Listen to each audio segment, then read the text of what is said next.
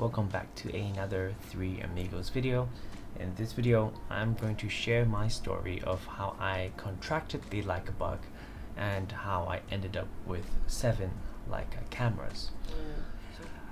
I first became interested in Leica cameras about 4 years ago during the start of the pandemic. Prior to shooting Leicas, I used to be a travel/landscape hobbyist photographer. I shot mainly with the Nikon digital, the DSLR, and the mirrorless lineup. And I've been very happy for the past 10 years. And however, when COVID hit, I went into a creative rut.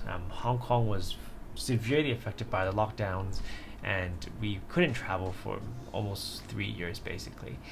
And during that time, I lost interest in photography because, to be honest, I don't really like shooting in my hometown or street photography. And for some reason, a girl that I met at the time, who's my fiance now, she was very into film photography, and there were several concepts in film photography which really stuck in the back of my mind. And it was about shooting and enjoying the moment, and sort of just having that one opportunity to take the photo. I think because before that, I was a guy who carried 20 kgs of gear everywhere, and I became a little bit burnt out with the way I was traveling and taking photos as well. So because I wanted to, impress her a little bit, and I was shooting for 10 years, but I really didn't know much about film photography, so I decided to look into it. And my initial thought process was to buy a Nikon film camera because they were relatively affordable, and slowly work my way up. And somehow in the back of my mind, because you've always heard this word Leica, something expensive, complete unattainable, it was that grail camera. And so I was gonna slowly work my way up. But what I learned in my journey of playing with digital cameras is that eventually, when you've honed the skill and you've had the time, you will eventually lust for the better camera and the better lens. So I already spent a lot of money trading in my lenses previously, and you lose some money in that process. So I was like, you know what, if I want to go for film photography, I'm just gonna jump all the steps in between and go straight for the top. And by doing so, my gas or Leica Bug will end right there. Which I was obviously wrong, but at the time I saved a bit of money and I bought my first Leica film body, which was the Leica M6 and the 35mm prespherical. Now, I really didn't like that camera at first because A, it was film photography, which I knew nothing about, and B, it was a rangefinder, and it takes like a good couple months to become used to the rangefinder experience. Because it's difficult to focus and you need to get used to composing photos within that frame. Although I've completely fallen in love with it now, but at the time it was difficult to pick up. So the Leica M6 was a great camera after a few months of use, and I really enjoyed using it, and I thought that my Leica itch would end there. I was adamant that I was going to have one camera, one lens.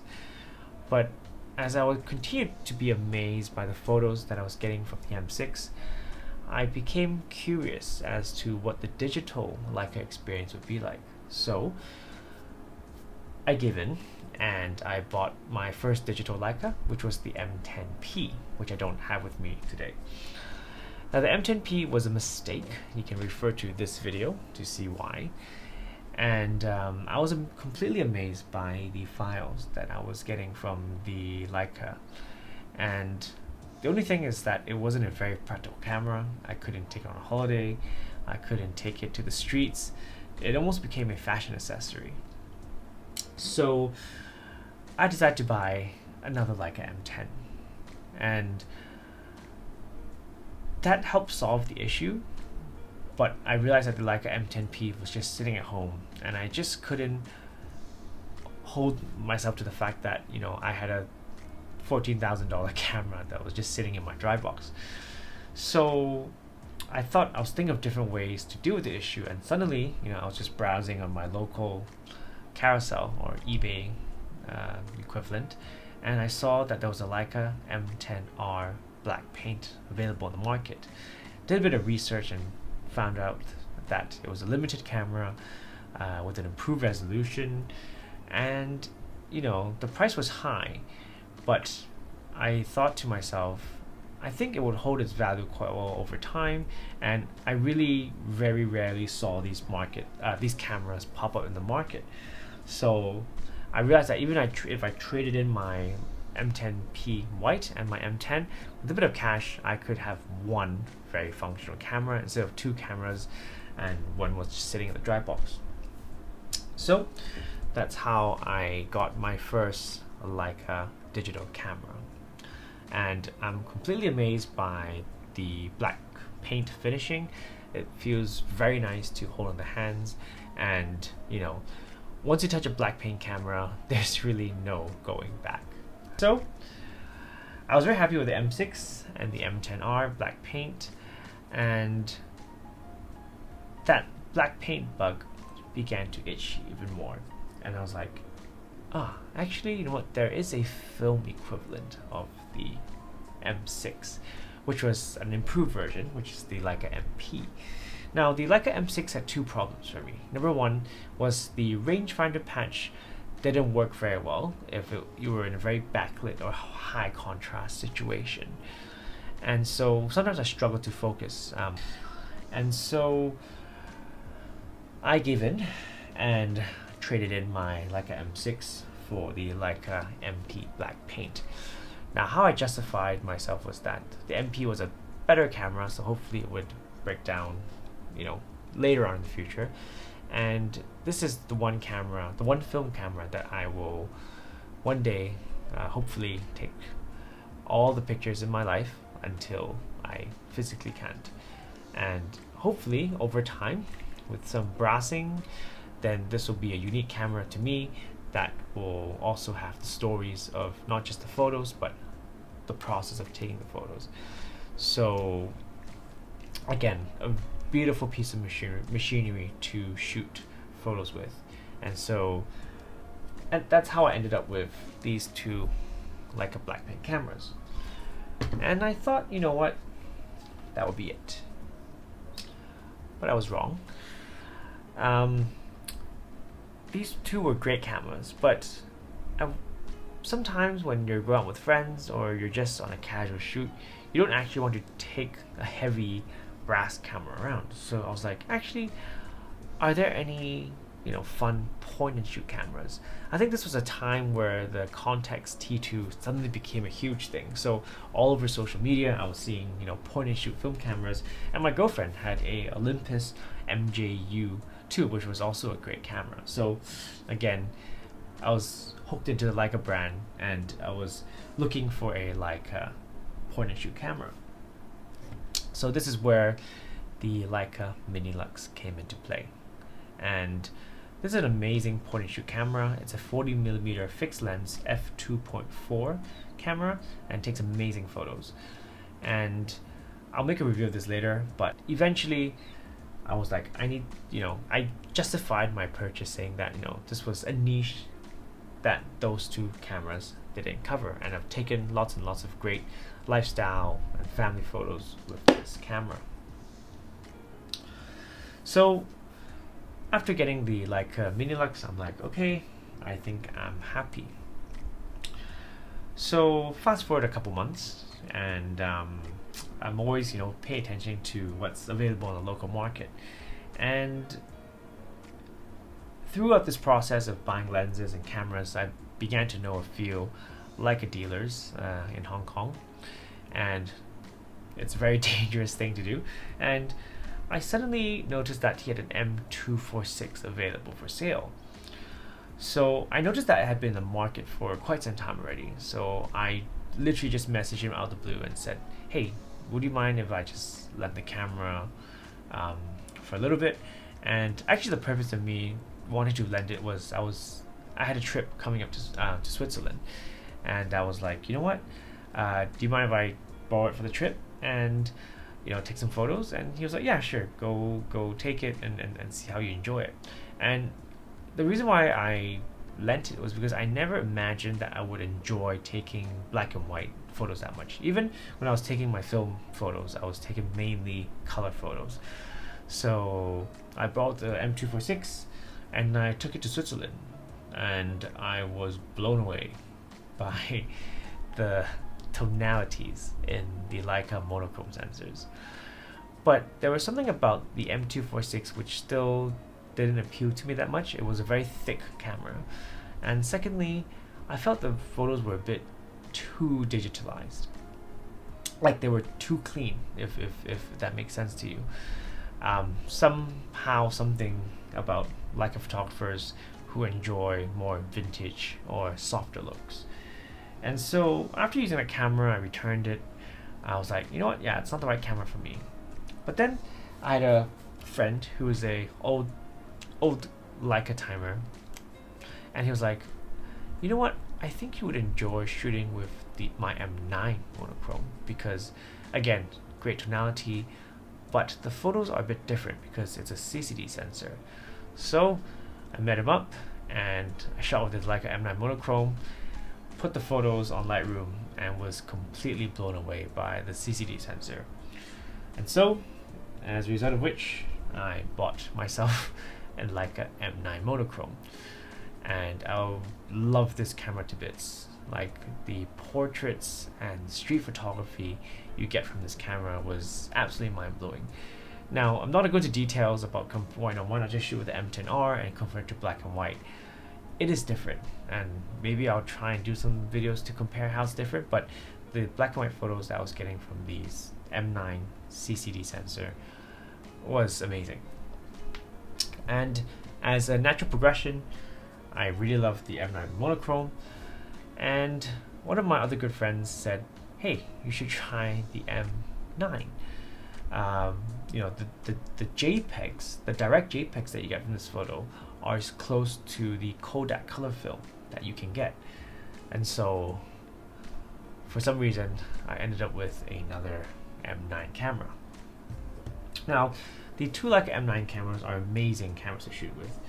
They are probably the most film-like experience you can get on a digital body for several reasons. They're old cameras, so they're slow.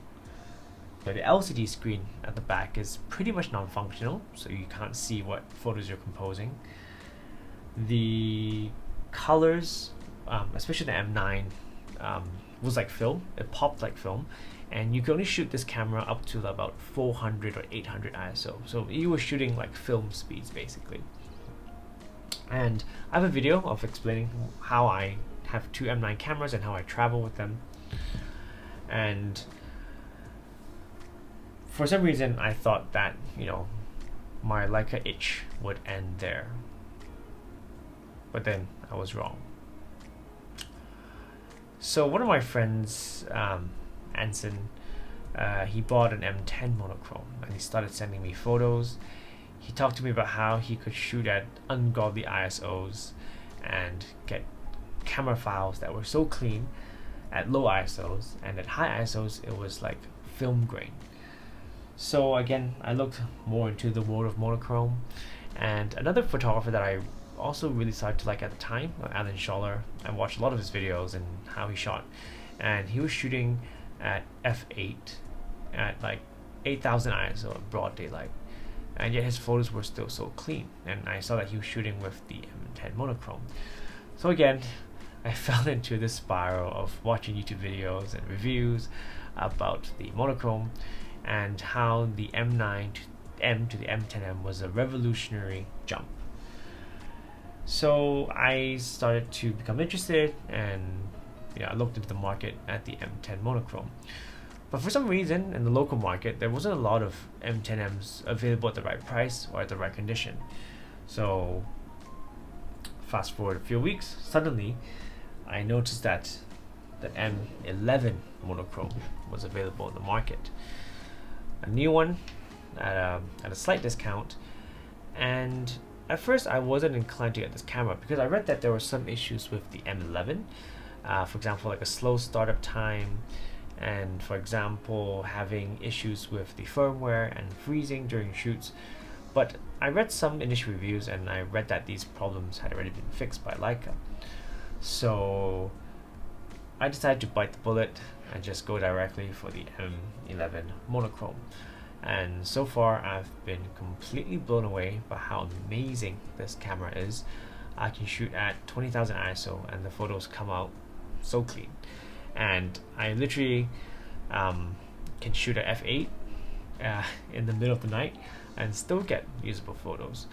So it gave me a completely new approach to photography, and I never thought that I would have two monochrome cameras, but there's something special about the tonality and the pictures that you get from the Leica monochrome sensors. I think I would even dare say that the Leica monochrome sensors are even more special than their color sensors, because not many camera brands offer monochrome sensors, and the Leica monochrome sensors are just out of this world. So I'll give a more long-term review once I get to use this camera a little bit more. So that's 6 cameras, and in between that process, you know, I had 2 film bodies. One was the Leica MP black paint and the Minilux, and I thought that my film journey would be over. And one day, one of my good friends, Jason, from LSK Camera, he gives me a call and says, "Hey, I think there's something you might find quite interesting." And so I go to his shop and I'm like, yeah, it is indeed a very interesting camera. This is the Leica CL, and it was actually produced together with Minolta as sort of a more affordable entry-level camera to the Leica M system. And I initially only planned to do a review of this camera, but after doing it, I fell in love with it and ended up buying this camera as well, with this amazing 35mm pancake lens.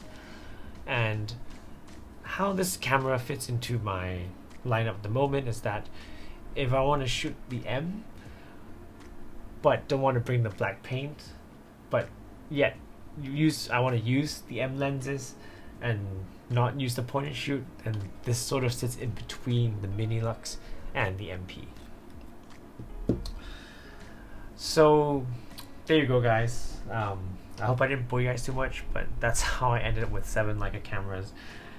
For some reason, it sounds ridiculous, but for those of you who are in this bug with me, you will understand how each Leica digital or film camera is a little bit different, and somehow because of this bug we can justify ourselves that we need all these different cameras. So please share with me down in the comments below what your collecting journey has been like, and I hope you have learned something from my experience. For those of you who are not into Leica, be careful, because the Leica bug is very strong, and I am indeed a victim of this. So I hope you enjoyed this video, and if you'd like to follow more on my journey, then please give it a comment and subscribe to our channel. And I have something exciting coming tomorrow, a new lens, which I will share with you guys soon. Until next time, bye.